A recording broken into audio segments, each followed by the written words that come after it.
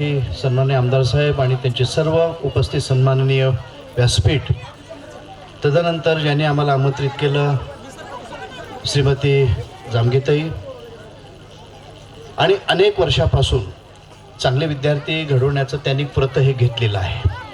पहिली गोष्ट, ते औषा संस्थानाच्या अनुग्रहित आहेत, औषा संस्थानाच्या त्या शिष्य आहेत आणि त्यांची एक इच्छा अशी होती की या स्नेहसंमेलनासाठी आमदार साहेब यावं आणि गुरुबाबा पण यावेत.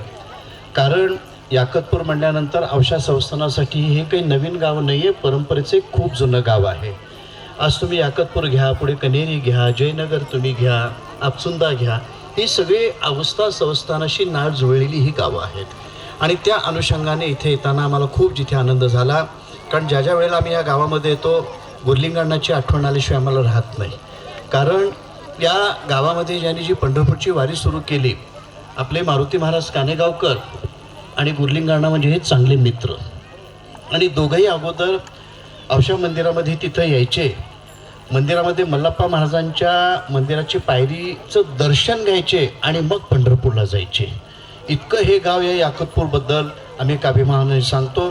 या गावामध्ये शाळा जरी छोटी जर असेल, पण त्याचं हे काम मात्र आपल्याला छोटं आत्ता वाटत असेल, पण भविष्यामध्ये हे काम खूप मोठं आहे.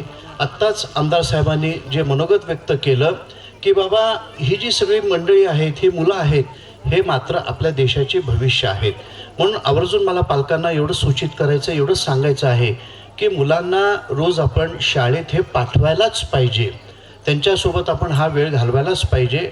आपली किती जरी कामं जर असली, या छोट्या मुलांसाठी आपण द्यायलाच पाहिजे. या मुलांना भरभरून आम्ही आशीर्वाद इथे प्रदान करतो आणि त्यांचं जीवन आपल्या देशासाठी भविष्य ठरो, हीच मी चांगली मनोकामना पांडुरंगाच्या चरणी बोलून माझे 2 शब्द पूर्ण करतो.